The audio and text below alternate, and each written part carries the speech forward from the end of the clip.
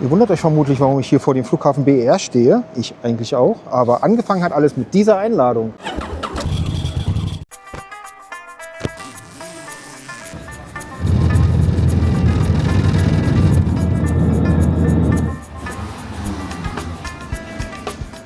Jetzt ist es hier 3:30 morgens in Bengaluru, Indien.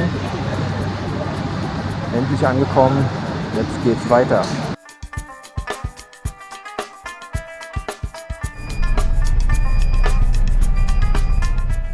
Mit einem kleinen Inlandsflug geht's weiter nach Belagavi. Let's call the bright side ladies जो इतना सच सच के आई है. Please bring your glamour on stage. The retro ladies bright side की तरफ से इतनी प्यारी लग रही है. आप सब भी आ जाइए स्टेज पे.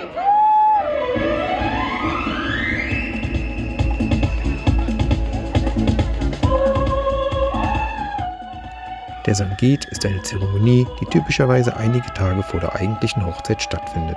Freunde und Verwandte führen einstudierte Tänze auf, für und mit dem Brautpaar.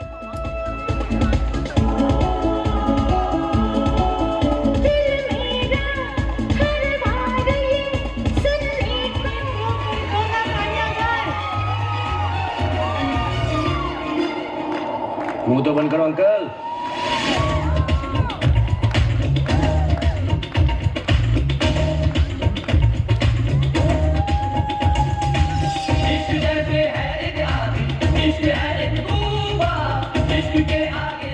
Jetlag und zu wenig Schlaf hatten mir leider Kopfschmerzen beschert. Verständlicherweise nahm ich nicht an den Gruppenaufführungen teil und genoss den Abend aus den Zuschauerreihen.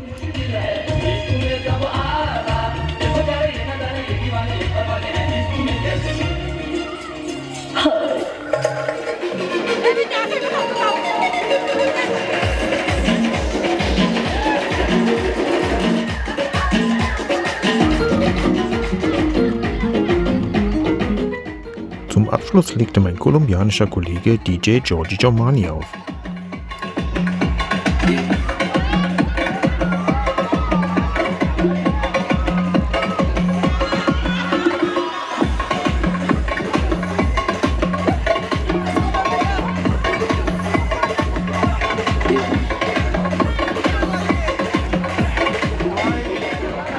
Yes, enjoy the long.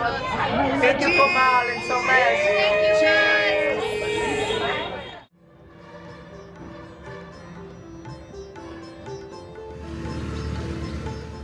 Somesh hatte mir ein Motorrad organisiert, eine Royal Enfield 350 Classic aus der Familie.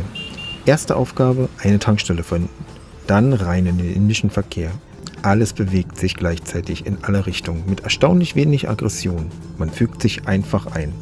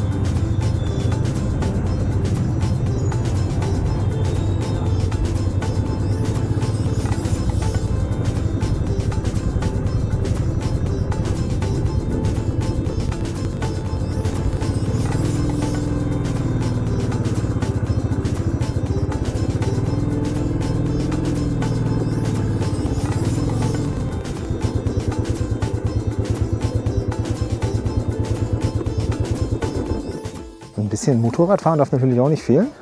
Und jetzt gehe ich hier die Treppe rauf zu einem Fort und gucke mir das mal an. Mal schauen, ob man da eine schöne Sicht hat.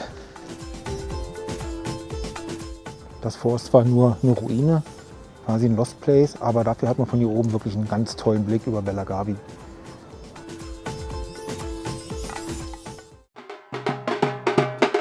Der Abend gehört zwei weiteren Zeremonien. Beim Mehendi werden der Braut und den Gästen aufwendige Henna-Muster auf Hände und Arme aufgemalt. Je komplexer das Muster, so der Glaube, desto größer die Liebe des Bräutigams.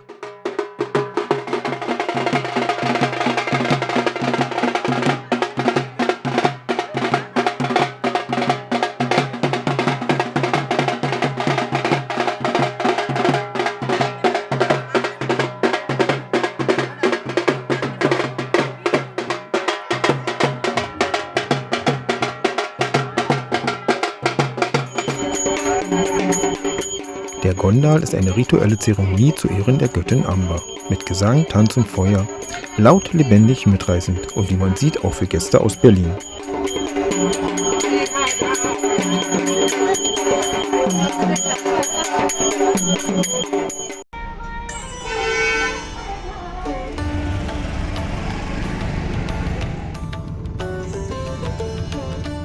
Der nächste Morgen gehörte wieder der Straße. Mit der Enfield ging es nach Westen raus aus Belagavi, über die Grenze in den Nachbarstaat Maharashtra.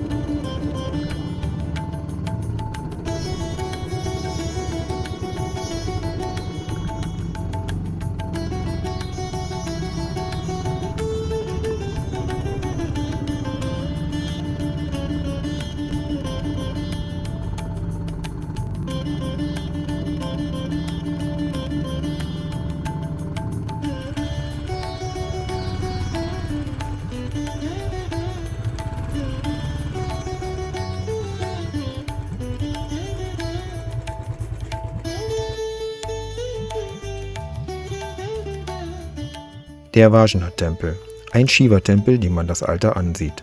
Gerade in der Renovierung, das Gelände trotzdem beeindruckend still.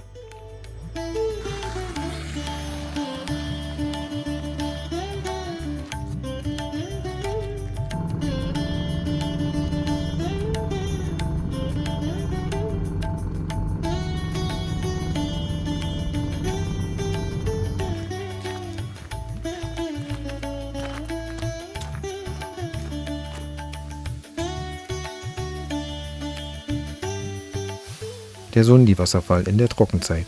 Weniger Wasser, dafür umso ruhiger in der Landschaft.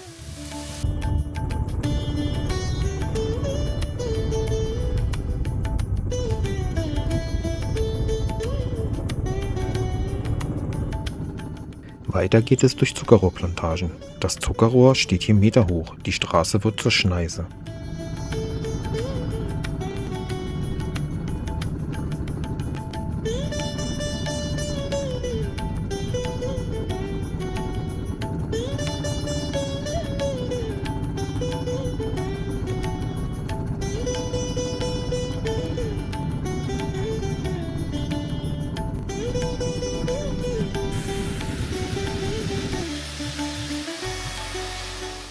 Der Kitwat-Wasserfall.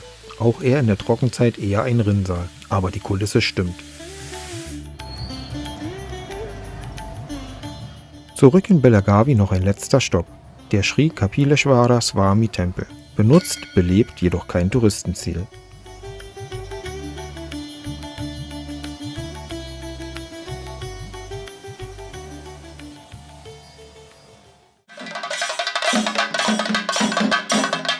Das Engagement, die formelle Verlobungsfeier, bei der beide Familien zusammenkommen. Der Bräutigam zieht tanzend ein und begleitet von Freunden und Trommeln. रेडी दे रहा नाम हुड़गा हुड़गी the engagement मर सके नहीं रेडी हो आप सब लोग तैयार हो कम ऑन ग्रुप सो में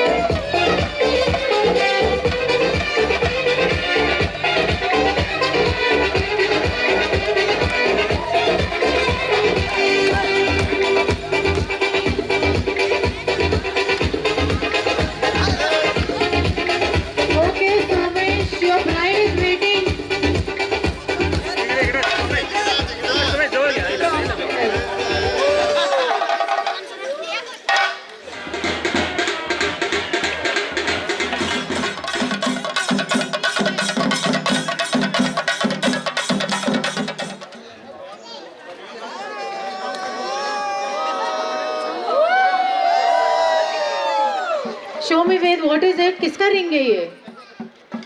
Whose ring is it? Somesh. सोमेश का ring आ गया. कोमल का ring कहाँ पे है? Can we have a round? एक बार जोरदार तालियों के साथ. Der feierliche Moment, die Ringe werden angelegt. Lovely couple.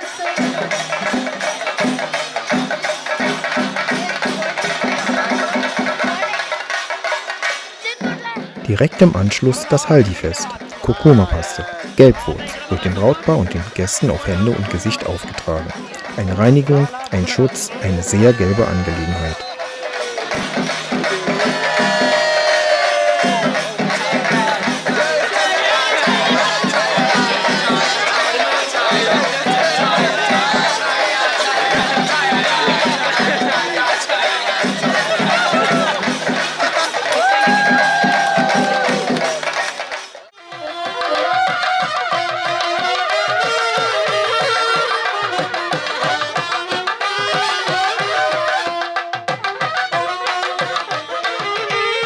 Die Hochzeit begann früh. Abholung um 7 Uhr, keine Diskussion.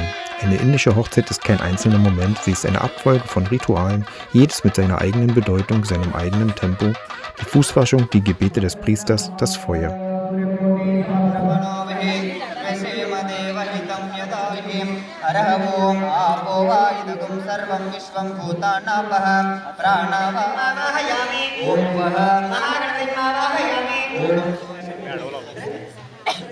Das Anlegen der Talikette, der entscheidende Moment der Zeremonie.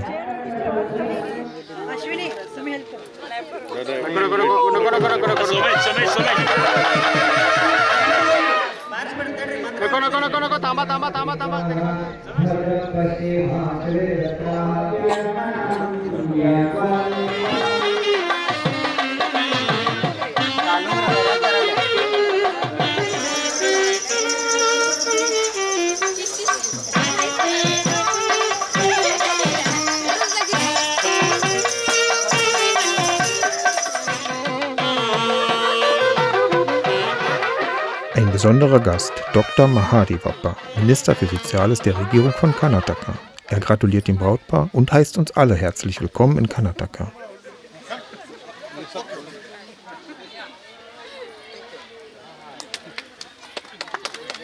Wir bekommen einen Angevastra, eine Gebetskette und einen traditionellen Mysore Peter Turban angelegt.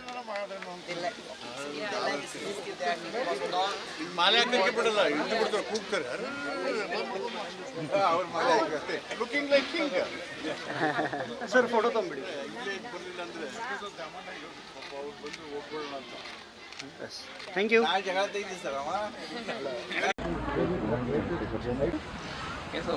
Very nice.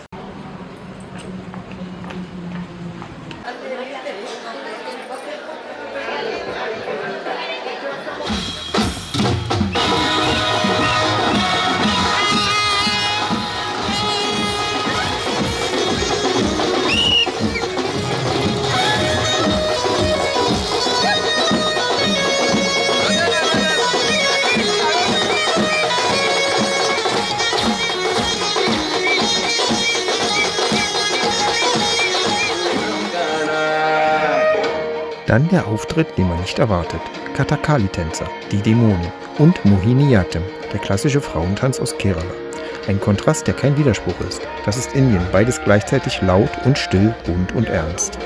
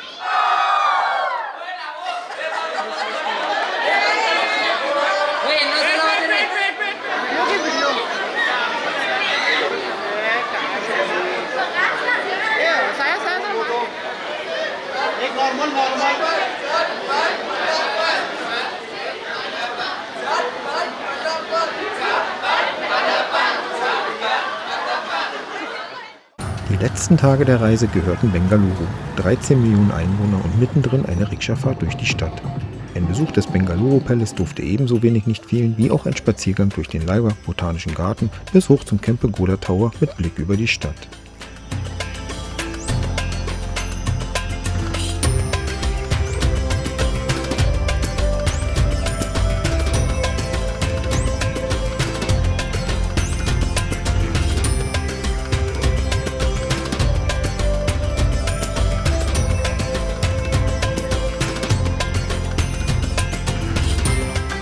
Nach den Feiertagen in Belagavi tat die Ruhe gut.